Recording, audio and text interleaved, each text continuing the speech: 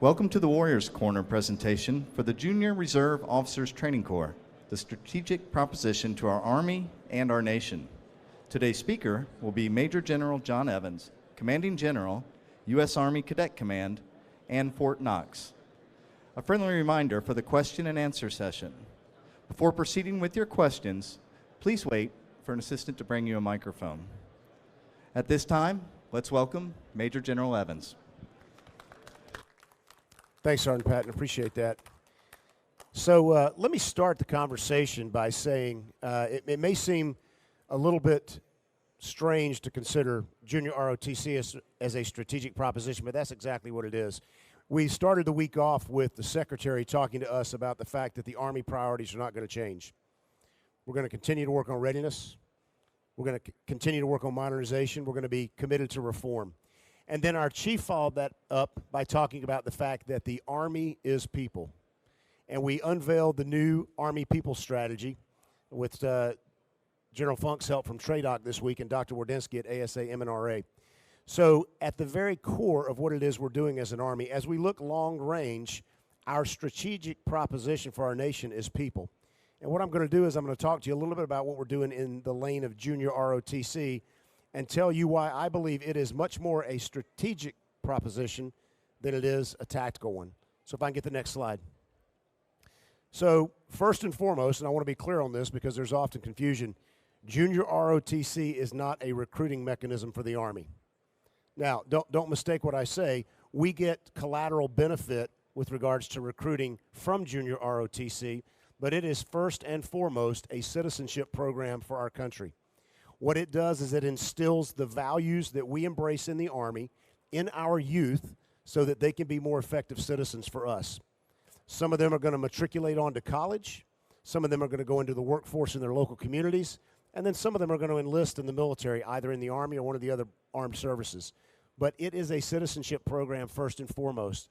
Our job is to prepare them for success, to get them college and career ready for what they're going to be doing in their careers. We are going to teach them, and this is very important from a strategic standpoint, about what their role is for our country moving forward.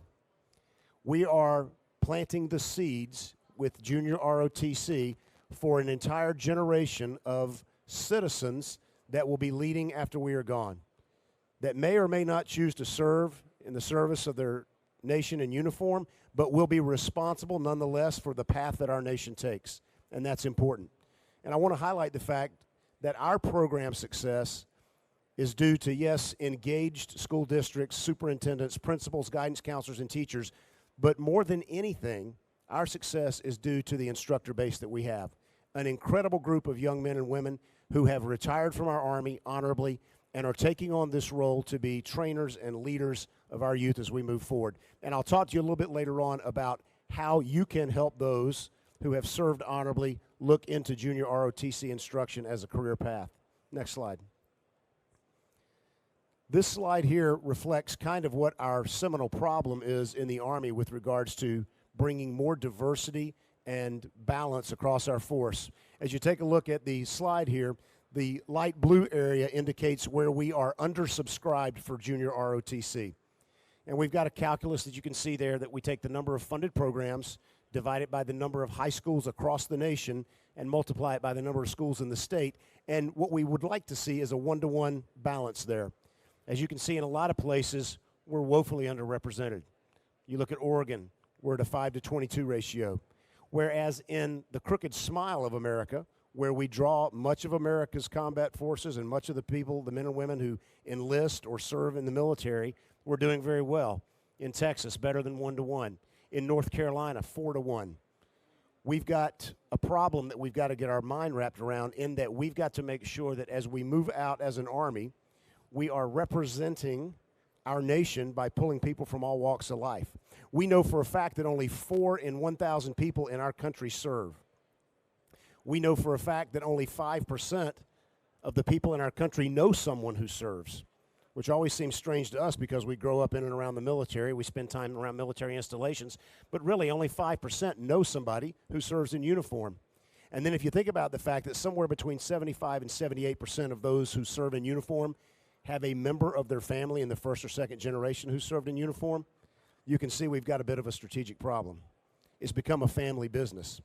And there's a lot to be admired in the fact that it's a family business, to be able to serve like your mother or your father did, but there's also a caution there that we are at risk of making our pool and population of potential candidates too small to serve our country. So I show you this slide only to give you an idea of where we are doing exceptionally well with junior programs and where we've got some areas for some help. If you take a look at the scale of what it is we do here, and I'm going to talk about scale again in a minute, it's almost 1,700 programs across the nation for the Army. 2,500 defense, National Defense Cadet Corps. Those are programs that the schools fund themselves. All we provide them is the curriculum. They have to pay for the instructors, for the equipment, for the classrooms. Many of those NDCCs are on the OML to become junior ROTC programs, and we work very diligently to try to get them to a place where they can realize their goal of being a junior ROTC program. Almost 4,000 instructors across the enterprise and over 300,000 high school students in Army junior ROTC alone.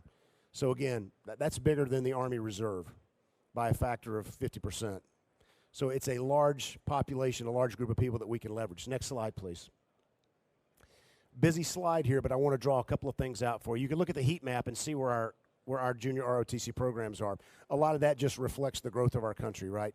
The westward expansion. Many of our programs are 120 years old, 125 years old. They have been around longer than the senior program has been around. Military schools and military academies that have existed for a long time across the Southeast. As you take a look at our density for schools, there are approximately 34,000 high schools in the United States. Of those 34,000 high schools, 11%, about 3,500, have a junior ROTC program of some flavor. The Army owns about half of those. Over 1,700 programs out of those almost 3,500 belong to the Army. So you can see we are well represented with regards to how much of junior ROTC we administer. What we found out as we did some digging about this to see what the return on investment is from a recruiting standpoint and what we could realize with regards to how many of the young men and women that are in junior ROTC come to the Army. We know that somewhere between 20 and 25% of the young men and women in junior ROTC will go on to serve in the military. They will either matriculate into college and go to one of the academies, military academies. They will either go into the senior ROTC program or they will enlist in one of the services. So we know that's about 20 to 25%. But what we were shocked to find as we dug into this is that of that 11% of high schools that has junior ROTC, nearly half of the people who enlist in the regular Army come from a junior ROTC program. Not always Army, but 21% come from the Army. And what we also found out, which was shocking, is that when we took a look at the data deeper and we talked to young men and women as they went to the recruiting stations and asked them about their experience with, in, and around junior ROTC, is that if you have a junior ROTC program at your high school, whether you participate in it or not, whether it is an Army junior ROTC program or not, you are twice as likely to enlist in the Army. So the impact of this citizenship element that we teach in junior ROTC imprints on our young people, makes them think about service, even if they're not in junior ROTC, even if they're in the band or the football team or something else. Every day, day in, day out, they're seeing their peers wearing the uniform, participating in junior ROTC. They're seeing those instructors who are the absolute example of what a professional soldier is in their hallways each and every day, taking care of these kids, making sure that they are achieving, getting to the next level. Next slide. Program quality indicators are big. So as I talk to school superintendents, as I talk to state legislators, as I talk to people about the benefits of junior ROTC, they very much appreciate the patriotism aspect of it. They appreciate the fact that we want to have men and women go on to serve in the military, but what they're most interested in as educators is getting kids graduated from high school, making sure that they are going to go on to college and career-ready jobs and positions, to move out and be useful and provide benefit to their communities, or to go to the next level of education. And what you'll see here is in almost all categories, being in junior ROTC is going to make you a better student, going to make you a better citizen, with higher attendance rates, higher graduation rates, far lower indiscipline rates, far lower dropout rates, and GPAs that are 18 to 20% higher than their peer group. So the benefits of junior ROTC are not just for what it is that we do in the Army and molding the next generation of military officers and enlisted soldiers, but it's also making better citizens for our country, better educated. 20%, like I said, 20 to 25% express a desire while they're in the junior program to serve, and then we get a little bit of a bump, frankly, once they graduate with those that decide to serve. Next slide. This slide just simply gives you a smattering of what we're doing in junior ROTC right now. And I'm very excited about some of the programs we've got going on, because what we are trying to do is we are trying to match this continued escalation in STEM and technology and engineering and robotics, and mirror programs within junior ROTC at the schools in extracurricular and co-curricular activities that will allow young men and women to be better placed for jobs as they move out. Whether that's in the military, where we obviously want to gain their skill sets when we can, or whether that's outside the military in their communities, or moving on to schools, colleges, and universities that value that depth of experience, whether it's going to be in science, technology, engineering, and mathematics, whether it's going to be in robotics. And then we've got other co-curriculars that we also work on. Drill competitions. I will tell you, I went to the national drill competition last year in Daytona, Florida. And I'm a special ops guy, so we don't march real well. But I went to, yes, sir. But I went to this drill competition. These kids are old guard good. And I'm not kidding.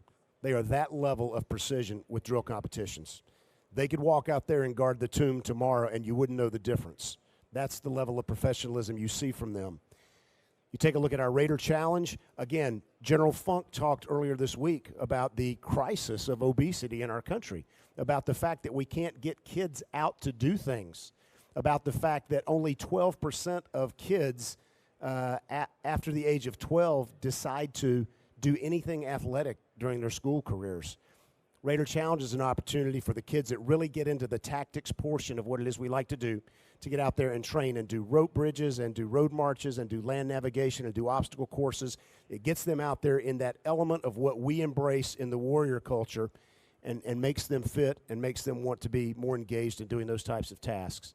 Our Junior ROTC Leadership and Academic Bowl, JLab, amazing competition. I went to the national finals for that this past year also at Catholic University right here in town. I was blown away.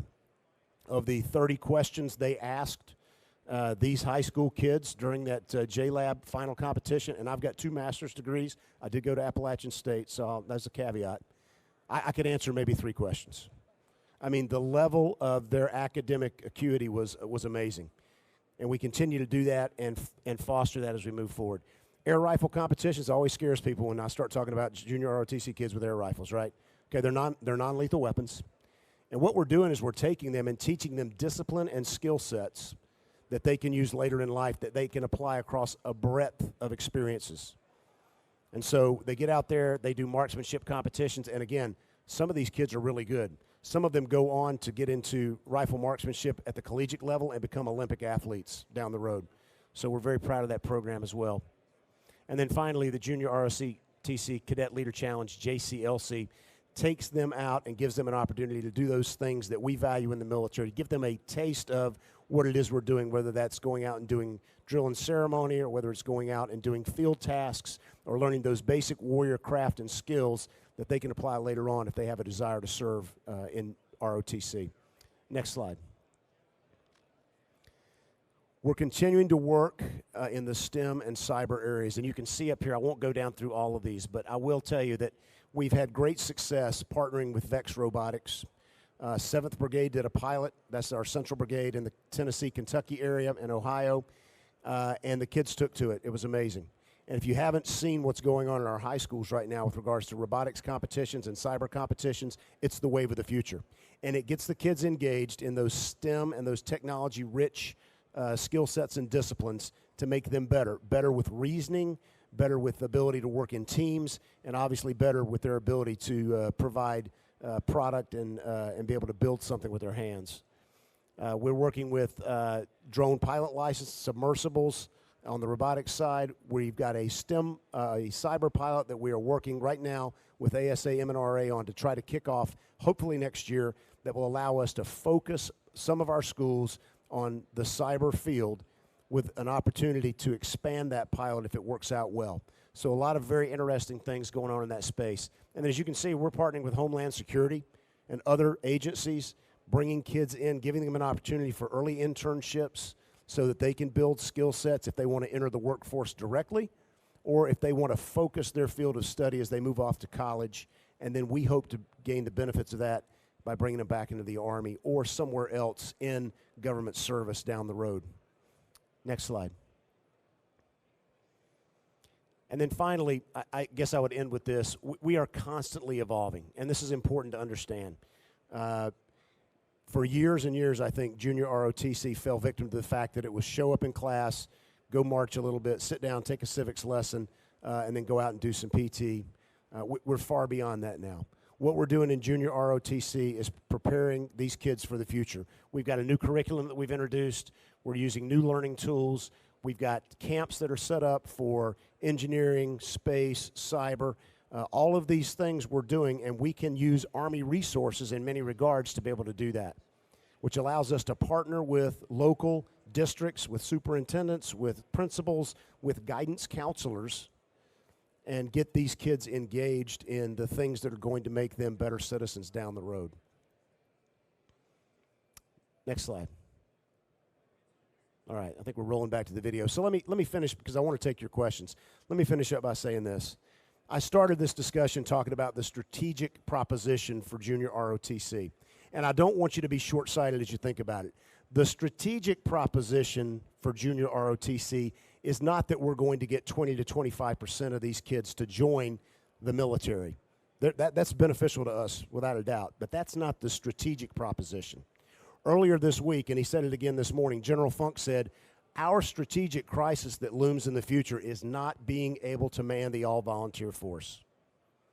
Should we get to a point where we cannot man our Army, our Air Force, our Marine Corps, our Navy, our Coast Guard, what are we going to do? These kids, the 300,000 junior ROTC students that are out there right now, are going to go out into their communities, whether they choose to serve or not, whether they choose to serve a career or they choose to serve one term of enlistment and get out, or one ROTC tour, or go to the academy and do 5 years as an officer. They are going to come out having had this experience, having been steeped in our Army values, and when their sons or daughters or someone at their church or school or community center comes to them as a young adult and says, you know what, I'm considering service to my nation, what do you think about that? They're going to be able to respond with, absolutely, you need to do this. Your nation needs you, and our nation needs junior ROTC, because like the Chief of Staff of the Army says, winning matters. I'll be happy to take your questions now. Yes, sir. Hey, Neil. I think they got a microphone for you. Thank you, General Evans. Excellent presentation, and we're sold on junior ROTC. I'm the CASA for Eastern Washington, Neil Seelock, previous DCG of Cadet Command, and junior ROTC is near and dear to our heart. But, sir, we want to be able to take the proper message back. We know it's difficult to get a new program started. Thank you. We just got University High School off the ground this year, and it's going to go great guns. First Army program since we opened Wellpennant 10 years ago. But is it reasonable to expect that we can expand where it's wanted? Or is there a possibility of, as an example, sharing between schools? So, great question. Let me start by saying, so everything's got a price, right? Junior ROTC is set up as a DOD program. Is set up in law, statutory law. It is capped right now at a little north of 3,400 programs across all the services. Now, what we do have flexibility to do with junior ROTC that, frankly, we can't do with senior ROTC is that when, from time to time, a program attrits, you know, it fails either because the school district loses interest, or there's a leadership change in the school district, or they don't want to fund it, whatever the case may be. When that program attrits, we go back to our order of merit list, and we go to the top of that list, and we say, okay, you now get a program. Hopefully you're ready to fill that program, and we allow that program to open. I've been in discussions with General Funk and with ASA MNRA, Dr. Wardynski, about what would be the benefits of increasing junior ROTC. Is that something we should look at? Is that strategic proposition such that that's a good expenditure of resources? But the caution there is, because like you said, it's very popular and people buy in. Once you plant a program somewhere, if that program's not failing, it is exceptionally hard to unplant it. Our Congress gets very, very personally involved. They love these programs. They see what it does for their communities. They see what it does for their constituency. And so going in and saying, hey, we're going to cut the budget this year and we need to cut 100 junior ROTC programs, I can tell you that'd be dead on arrival in Congress. So we have to be very deliberate about the way we approach this. We are having discussions about, do we need to look at the size of junior ROTC? But some of those discussions have yet to occur. You bet. Good Yes. morning, General. My Hi. name is Sarah Matthews. Hi, Sarah. The question I have for you is, our daughter she's an Army brat. Okay. She's been in Air Force JROTC, and my husband just retired and is the Commandant of the Corps at the University of North Georgia. Oh, okay, great. So she's actually in a Marine JROTC now, but she's interested in flying. Okay. So my question is what is the Army doing for the JROTCs who are interested in flying? What I'm getting at is the Air Force actually has a program for their JROTC to compete for scholarships to learn to fly, and for them going into flights. Right. No, it's a great question. I appreciate that. And I'm an Army aviator too, so I like pilots. I like flying. It's good stuff. I would like everybody to be a pilot. The core task of the Air Force is to fly. So they certainly have some opportunities and some programs that are oriented towards taking kids into the pilot, line of work. In the Army, we're much more broad than that. We're significantly larger, and it's very difficult for me to take our 18 branches and say we're going to give scholarships for these types of branches when we don't know how kids are going to fare when the time comes for them to take a look at their branching process. That program is probably associated with the academy and getting them to the academy. I don't know, but that sounds like what it is. Even at our military academy, when we send young men and women up there, they don't know what their branch is going to be until their 4th year. So we don't have a program like that. It would probably be cost prohibitive for us to do that in the Army, only because aviation is just a part of what we do. But certainly, if she has a desire to fly in the Army, she can move into senior ROTC in the Army, compete well. Aviation tends to be very popular, so it's a difficult branch to get.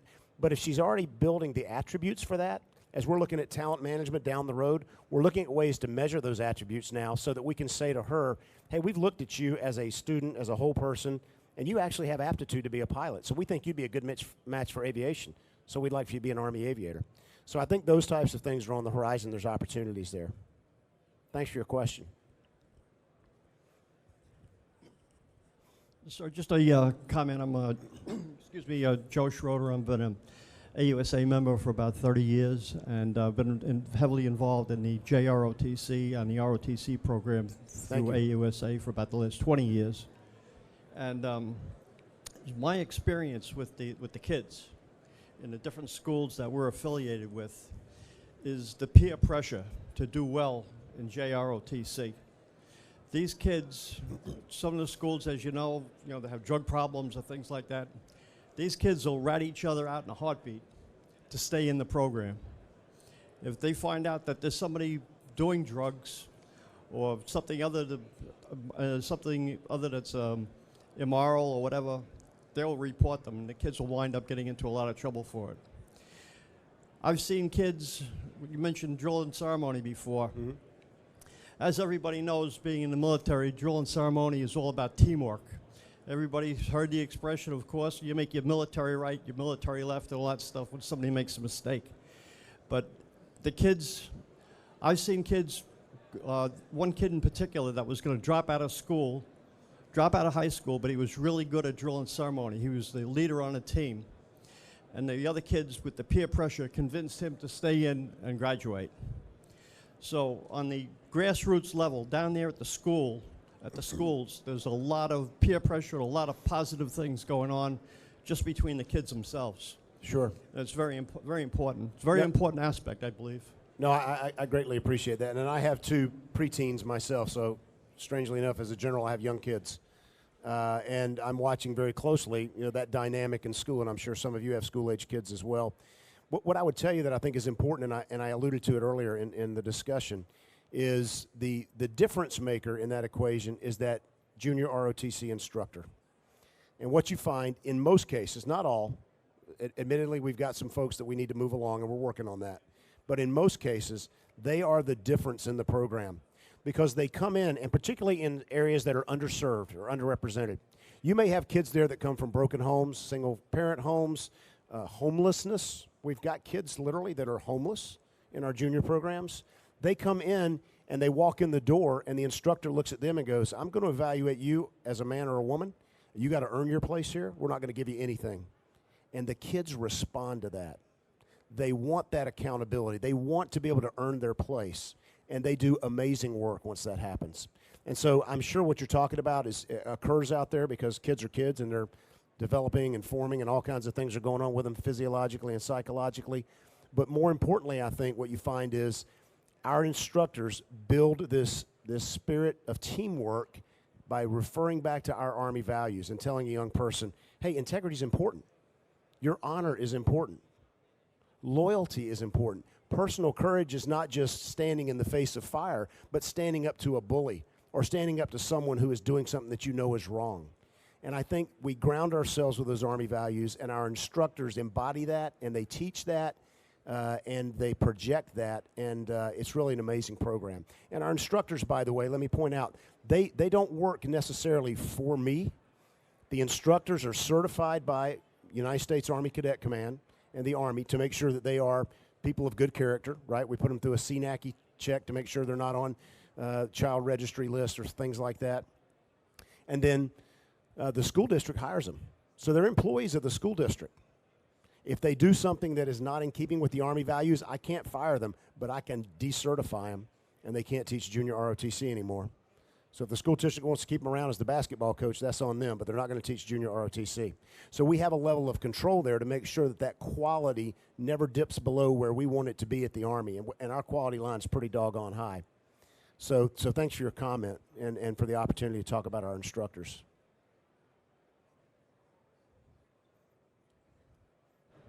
Other questions? Oh, there we go. Hey, sir, it's Hey, Tom Tom. Flippo from M&RA. I was going to ask you a question earlier about the other services, and you covered a lot of things with numbers. My question is, based on where we're going with STEM and cyber and some other things, what else did we learn besides numbers when we look at the other services, from how they select instructors, new initiatives, other things that we could learn from them that would continue to help this effort? Yes, that's a great question, Tom. He asked about, what have we learned from the other services and their junior ROTC programs. In a lot of schools, we've got several different programs. We've got folks that are operating that are doing, you've got Air Force and Army there represented. That's rare, but it happens. And we always try to partner with our DoD partners, right? We want to learn best practices. We are far and away the biggest kid on the block, and we bring a lot of, I think, power and initiative to that. What you'll find is, I think, because soldiers being what soldiers are, we're the best rounded warriors, frankly, in the Joint Force. That'll probably offend some people, but it's true. They can do the basic blocking and tackling of what it is we do as a soldier. And so our instructors are kind of oriented that way to teach that basic blocking and tackling. The Air Force has a program called Cyber Patriot. We have jumped onto that program and are expanding that program. And again, that was kind of an initiative by the Air Force to kind of take folks down the cyber road. Now, ASA M&RA is interested in us doing something similar, but maybe at the next level, and we're looking into doing that right now. But we're always looking at our Air Force and Navy and Marine brethren to see what they're doing. And when you go to these national competitions, drill competitions, JLab, things like that, they're equally represented, the services are. So the kids are not just learning about Army values and traditions and culture. They get exposed to the Marine Corps and the Navy and the Air Force traditions and culture. And I think that's pretty powerful as well, because a lot of kids that are in Army junior ROTC will choose to serve in one of the other services. And and that's okay. That's okay. Thanks, Tom.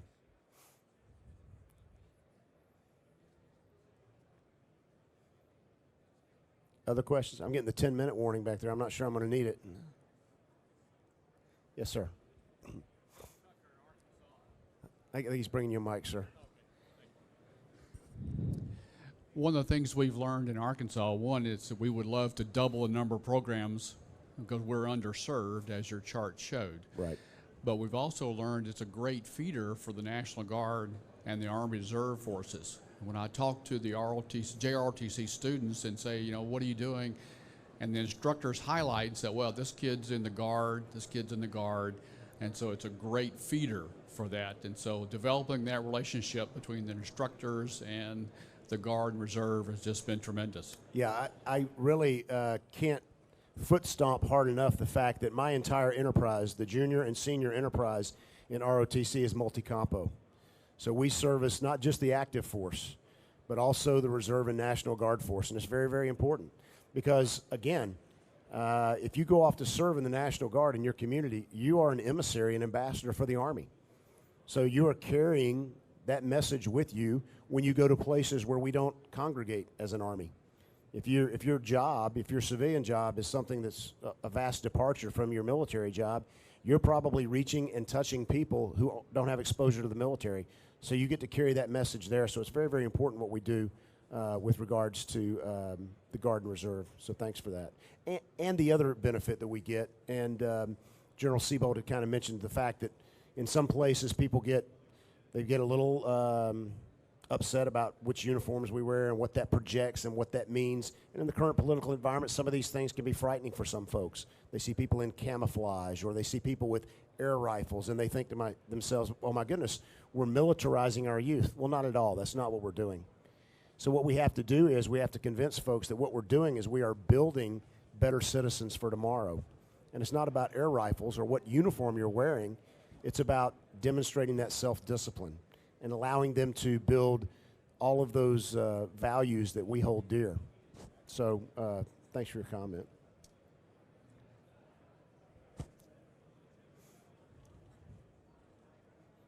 Anything else? Anything from the folks out there? The drive-by crowd? Okay, well, I'll wrap it up then if nobody else has a question. Hey, I will tell you, thanks for coming today.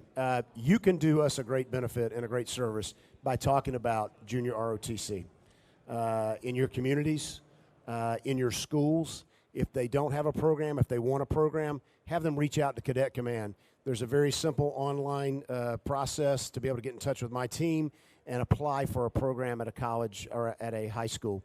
And we will take that into consideration. We'll rack and stack them on the OML. I'll be honest, our OML right now is a little over 250 schools.